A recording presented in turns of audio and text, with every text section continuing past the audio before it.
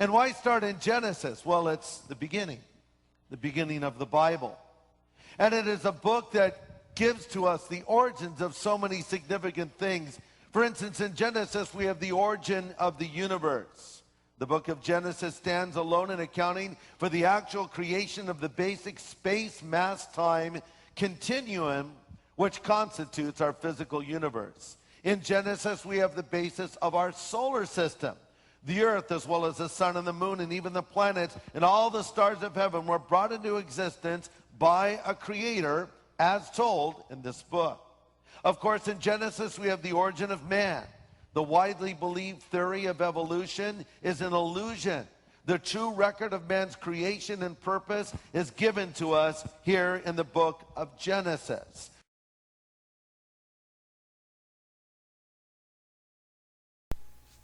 Back when I was a pagan, I read the Bible, so I'm kind of familiar with Genesis.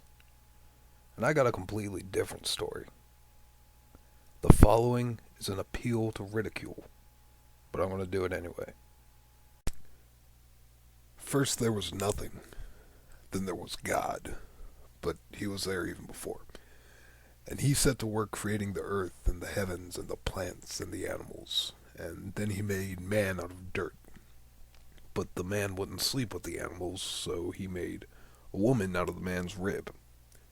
Then a talking snake convinced the woman to eat from the tree of knowledge, thus damning the rest of us for all eternity. And God kicked them out of the magical garden of Eden, putting 2 angel bouncers and a flaming sword at the entrance to keep them from coming back. But before they went on their way, he gave them leather clothes. The man and woman had 2 kids, Abel, a shepherd, and Cain, a farmer. Now God happens to have a taste for red meat, so when the offerings were made, who do you think won out? Cain became jealous and took Abel into the field and killed him. He then denied this crime to God, but he's God, so he found out, and sent Cain into the land of Nod, east of Eden, with a mark upon his flesh, the mark of Cain. Then there's a bit about giants having sex with women to make superheroes. Then it goes on to the bit about Noah's Ark. We're all pretty familiar with that tale, I'm sure, so we'll skip up to after he lands on this mountain. Turns out he was kind of a drunk.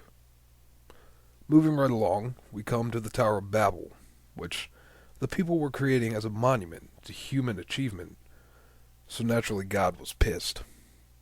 He scattered them to the 4 winds and made them speak different tongues, and that's the Bible's shot at explaining cultural diversity. And now along comes Abraham, who slaughters some beasts so God will prove to Abraham that he has his favor. Then Abraham passes out. Later, God demands Abraham sacrifice his son Isaac. He calls it off, as apologetists are quick to point out, but again, God demanded he sacrifice his son. Isaac goes on to canoodle with a bunch of kings with his hot wife, who he says is his sister, so those kings won't kill him to get her. He gets caught, though, but they don't kill him. Him and his wife go on to have 2 sons, Esau and Jacob. Esau was covered in red hair. One day, Jacob was cooking some shit and sold it to Esau for the favor of Isaac. Then Jacob disguised himself as Esau and tricked Isaac into going through with the plan. And Esau was pissed. So Jacob has it pretty good. He's got these 2 sisters fighting over him, and they give him about 9,000 children between the 2 of them, which he transports one day across the river along with his cattle. It takes a long-ass time, so it's around dusk when God tackles him. They're wrestling, and Jacob breaks his hip, and that's why to this day Jews can't eat pig hips or something, but he wins. Jacob beats God, but Christians still worship God. Like I said, Jacob has a bunch of kids, and one of them is a hot daughter. And one day this guy sees her and rapes her and falls in love with her. But in order to marry her, his people had to get circumcised, because as we all know, foreskin is the devil's cloak of invisibility.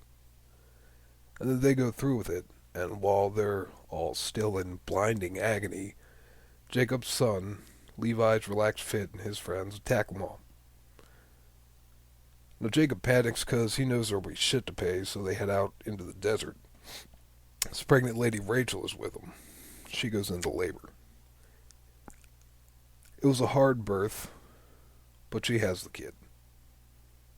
Then she dies. Her tomb is still visible somewhere. There it is. Now we come to Joseph in his amazing Technicolor Dreamcoat. He gets all the attention from his father, so his brothers decide to toss him down a well. They put blood on his coat to prove that he's dead, but some people find him. Fortunately for Joseph, they're slavers. Then the Bible goes off into passages of smut and prostitution that will get me kicked off YouTube or portrayed on this video, so we'll continue with Joe's story.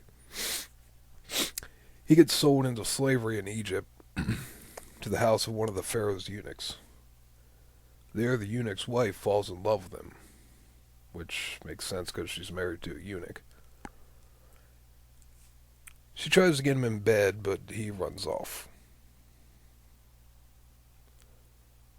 She has an idea, though, and takes his tunic to the authorities and says that he tried to jump her. So he gets thrown into the dungeon. There he meets the Pharaoh's baker, who tells him about a dream he had, and Joseph's like, you're going to die. And he does. Then he meets the Pharaoh's cupbearer, who tells him about a dream he had, and Joe's like, you'll be fine. And the cupbearer gets reinstated. The Pharaoh finds out about Joe's Sylvia Brown-like psychic abilities and tells him about his dream of cannibalistic cows, and Joseph's like, shit's coming your way. So the Pharaoh makes him governor of Egypt. And then his brothers come to Egypt, and they have a big fucking family reunion. And the dad, Jacob, this guy, is like, fuck you, and then he dies. And they bury him. Then Joseph turns into a mummy and dies. And that's the book of Genesis.